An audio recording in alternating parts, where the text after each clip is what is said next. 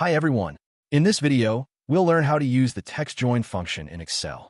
It helps combine text from different cells with a separator you choose. Parameters. Delimiter. Text or characters to separate each item. Can be empty or a cell reference. Ignore _empty. If true, skips empty cells. Text 1. First text item to join. Text 2. More text items. Up to 252 total, including text 1. Let's build sample email addresses with TEXTJOIN.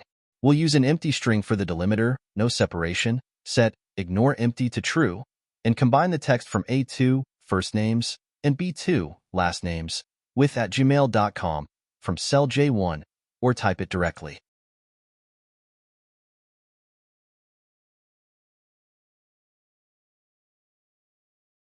TEXTJOIN can also build full names.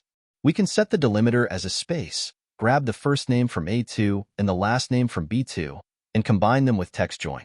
This creates a single cell with the full name. This formula uses TEXTJOIN to create a sentence that specifies a date range. It combines the text from the formatted start date from cell C2, 2, and the formatted end date from cell D2, all separated by spaces. Want to quickly show a date range in your spreadsheet? This TEXTJOIN formula is your friend. It combines text and formatted dates using text function to create a clear and concise date range sentence.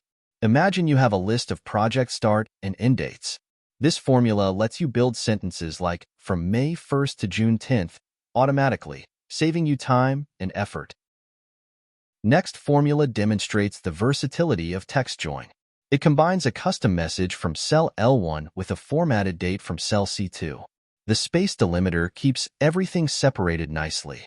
Need to add a dynamic date to a pre-written message? TEXTJOIN to the rescue. This formula lets you insert a formatted date within your existing text, creating a single cell with the complete message.